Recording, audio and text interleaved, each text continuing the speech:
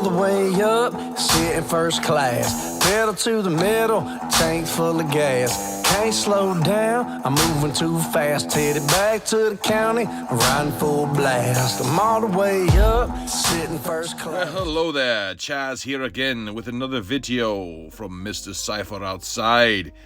Here he is, working on this Teardrop trailer once more. In the last episode you saw it, it had nothing but holes all about it. Now he is putting in seal plates. Look at that, in a bucket of water to help it bend. And now screwing it into place with a little glue as well. Why is he wearing a respirator? I do not know. Okay, now the doors. Oh, wait, this door? Just now? Why now the door?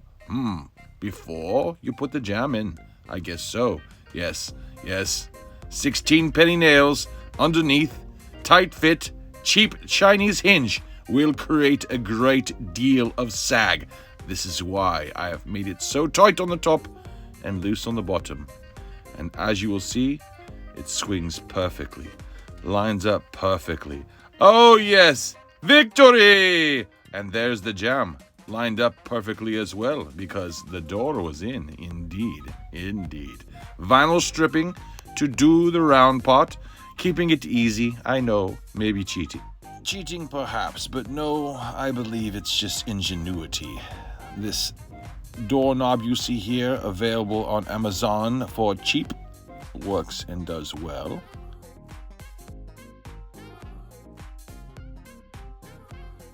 A bit of scrap steel makes for a great strike plate for that knob. And doors installed just before the rain. Wonderful. And now he moves to the nose cone, where he will silicone on a piece of steel salvaged from an HVAC system in a demolition. Yes, this man is resourceful. He finds things, he uses things. Even great stuff to protect its point in the center. Point in the center, you may say? You shall see, my friend. Yes, see? It is an HVAC wall. He has cut it to fit, so the point fits in the center. As to blow wind to one side, I suppose. Either way, he screws, and then tragedy strikes. Yes, a hole in his finger. Pull! And how does he deal with the pain? With a hammer, of course. Yes, this hammer. He will beat this trailer, beat it to a death. No, just kidding. He is just using this hammer to shape the edge of the steel around the edge of the trailer, giving it a deco-pounded look. Deco-pounded look. I do not know he meant to write that. But either case, there it is, the deco-pounded look. Not at all happy with the finish of this galvanized steel. He takes his grinder to it to see what he can make of it. Well, there it is, the finished product. I guess I'm happy with it. Not crazy about it, but it looks better than it did. What do you want for free, right? I like how the point is in the center. Gives it a nice dimension to it. Not too bad. Kind of like how it came out around the edges here. Folded it around. Won't need any molding here now, or here. You can kind of see it is shiny. One thing I want to change is these screws. Don't have the right ones in here. I need some flat head screws, or some flat top screws rather. Those are deck screws. But right here, there will be a box for a propane tank and a battery that goes underneath. So that'll take up some of this space, but there it is. And there you have it, straight from the man himself. Look here, he has installed a bump stop using a piece of threshold from another project. Nice. Now it is time to build the rear hatch. Now this construction is similar to the walls, with 2x2 cut down to 1 inch thick to accommodate the thickness of the insulation he's using. But instead of using a 1/2 inch and a 1/4 inch piece of plywood to sandwich them together, this time it will only be 2 1/4 inch pieces. An afterthought, he places a raceway in the middle for future electrical or something. He has no idea yet, but thinks it's a good idea at this point. Leaves it all to glue together. In the meantime, glued to the floor of the trailer, and 2 pieces of 1/4-inch ply applied to the top and screwed in place. Yes, a very clean finish indeed. Indeed. The rear hatch is dry, so it is time to make some calculations and build a small jig to know the angle to cut the door at. There is one thing though. This, he realizes, is a first mistake he's made. He has set his table saw up, look, so it cut nice and square. And he does so, but the problem is, look at the trailer. The roof is not nice and square. It is rounded. Both ends taper down. He does not notice this because his pig-headedness, he is working alone and not seeking help. So he misses a crucial spot here, and it will affect him later. But instead, he does not know, so he moves on with epoxy, applying it on thick so he has a nice plastic finish. No wood grain will be seen in his paint. No, no, no, to the point where he needs to bake it because it's gotten cold outside, so he creates a tent again. Yes, it will keep it warm in here. It will dry. I will be able to do something with it today, he thinks. Yes, I will. But in the meantime, what shall he do? I know, he says. I will frame out my cabinets for the rear and begin to make the inside look like it should. Yes, framing them out, putting more 1/4-inch ply on them, trying to find just exactly how this is going to go. He does not work with plans. This is all in his mind. He works this just as it goes.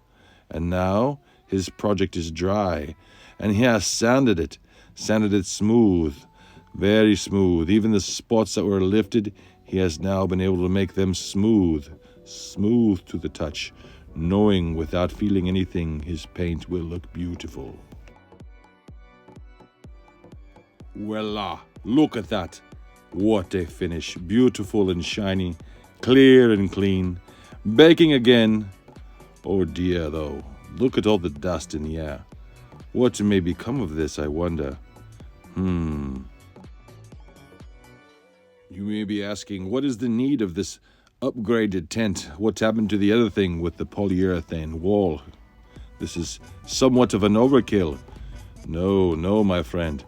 It is very cold outside. 36 degrees, actually. 42 inside the garage. But yet he's able to maintain 60 degrees inside this tent. Right in the manufacturer's warranty level for letting the project dry. But the dust, he has now noticed the dust has killed him. Look what it has done. It has dried already into the finish. Oh, another coat must be done. So, the following morning he sands it all smooth once more. This spot where the dust was is horrid, but look over here, even worse. Oh, goodness, another day lost to drawing paint. He seems to watch everything dry. It's all he does, he says. Complains 24/7 about drying things. Goodness gracious. Well, it's finally dry, and it's looking good. So, don't complain, old chap. It's what it is. With spar varnish applied to the inside, the door is ready again for another dry fit. This time, he enlists some help from his son to get a more accurate look at exactly how it should go. To his dismay, he finds the problem with the edges being rounded. He makes some new lines, and then courageously does something scary, something very terrifying, something very dangerous. I will let him tell you the story. Well, folks, yep, this is dangerous. This should be clamped down. It should be in one place so I don't have to reach in front of the saw. My own father cut his left hand off using a circular saw just like this, cutting a long board, because the saw jumped forward and lunged and went right across the top of his hand. And I know this story. It happened when he was 16. It affected him his whole life, and it was going through my mind this whole time. So please don't do this at home. Unfortunately, while removing this material, the header of the door was removed as well. So now the insulation must be removed and carved out, and a new header must be installed. This way the hinges will have something to adhere to and hold tightly. Indeed, this mistake is wrenching him, I'm telling you, wrenching his gut. But it's in now, and he will live with it. This type of door requires a gasket to keep the dust out, so he is going to use this window sealant to create a gasket all around the edges. Notice this little hack? It usually works best with 2 hands, but you get the idea. So after he's done this, applied it tightly all around the edges, he looks at there and applied a couple of stainless steel staples here on the corners. This way, it will not peel up and come away from it. Beautiful, beautiful. Moving on with the installation, he installs the hinge on the top with a gasket underneath, and then trimming the gasket to make it clean. All that siliconed in place, with the door placed up, ratchet strapped in place, and yes, the gasket is an inner tube. He straps the straps through the doorways, rags to protect his finish, holding it tightly in place as he secures the rest of the hinge, siliconing and screwing the gasket in place. And look, it works wonderfully. Happy he is. Look here. He has installed the hasps. Will it? Yes, it does. The spring he is looking for in the door. Look at that. That is all gasket, ladies and gentlemen. And a new subfloor for the step. Finally no hole for critters to crawl through. Indeed. The hinge is done. Beautiful, isn't it? And now with the hatch door completely installed, he can move on to the finer points. There's still some trim to be done, and the edges of this hatch door must meet tightly to stop all dust from coming in the back, as in the rear of the vehicle really takes in the most dust. So here he shows you, he has a trim piece to go here, flattening the edges out nicely. But then he realizes that there's a problem. Yes, a problem this side. His cattywampus measurements have bit him in the butt again. This crooked, this gap, he must fix this. Some engineering he will come up with. Some cipherization indeed. Yes, this gap, he has taken a screw, made another bolt in it with a gap so he can feel that with the silicone. Yes, Gorilla Grip silicone. This is actually adhesive. It will dry like plastic. And unfortunately, he did not realize it is not like silicone. It is not as thick. It runs crazy. So it was a heap bit messy. Ha ha ha. A heap bit messy indeed. Yes, so messy that as he screws in and applies this, it just drips out the bottom, getting all over his fingers, making quite a mess. He kept having to clean it up and trying to get the bolts on. Afterwards, he had to put more in. And as he put more in there, he added more tape as well. This way the tape would hold it in place and allow it to be in exact location for him. This way it all comes out nice and square looking, even though underneath it's covering a half-inch gap on one side and a quarter-inch gap on the other, and filled with goop. Now it dries for 48 hours before the tape is removed. From one gap to another he goes. His step has caused another big gap. His cattywampus measurements once more have created him to create this wild board that must mount on the hatch lid. This board will take up the space that takes up the back of his trailer. Look, a full finger here and only half of a finger here, and that's not going to work, man. You know it's never going to seal. So he must create something to take up the gap. While all this is drying, he decides it's his time to sand the inside and protect his investment by applying some polyurethane. This commercial grade polyurethane is not the finish of this product. It is merely a protectant. So if he is in here having a cold soda, so to speak, and spills it, it does not penetrate his wood. This way, he will not have a mold issue by creating a mess. A messy person he might be. I think so. Indeed. But, nevertheless, this will seal the wood. All the wood, not just the floor, the walls, the ceiling, all of it. All of it will be covered by something different. Some sort of material he will use for the walls and the ceiling. The floor, something special he has in store indeed. Purchased it he has already.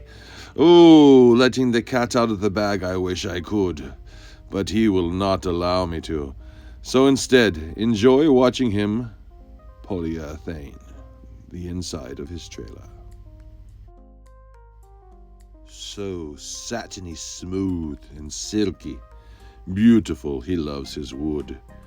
He scans it, sees all the impurities, cares not, for it is plywood, for goodness sakes. It is not going to be perfect, but yet the scarring and shine still appease him. I do not know why he feels so struck by this, but he sees the grain of the wood and the shine and enjoys it. And then moves on to make more holes, installing some hinges he stole from a lateral file cabinet to create some privacy doors here. Indeed he will.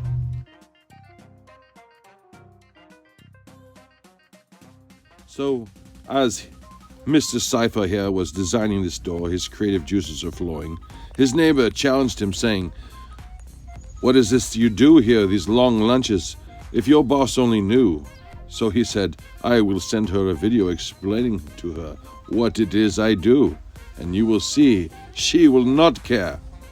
And here is the response of that challenge.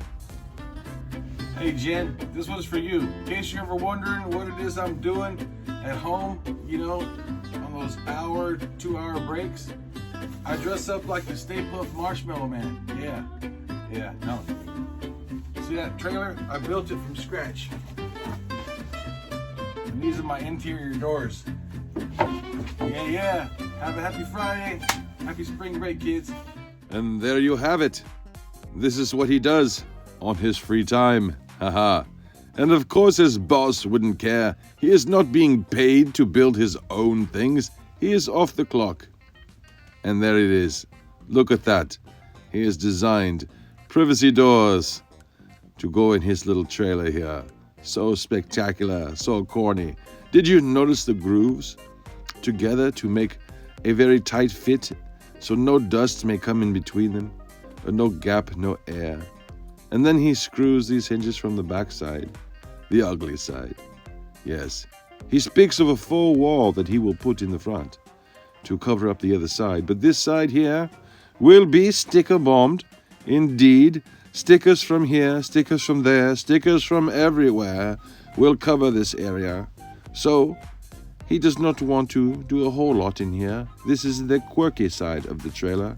It is the working side of the trailer. Notice what he's using here for magnetic stops? Only few may know. They are actually keys to remove car stereo systems. Ha ha ha! Look at that. Ingenious indeed, you junk collector. How many years, I wonder, this man has carried these around. Ha! Finally he gets to use them. Such satisfaction I'm sure he feels. And now the privacy doors are installed, working wonderfully with stops on both sides, covered ends, trimmed out wonderfully. Well, folks, I may see you on the next video. Depends. He has not paid me yet, but we'll see how it goes. Good luck, God bless, and we'll see you on the next one. Slow down, I'm moving too fast, headed back to the county. We gotta roll, dog.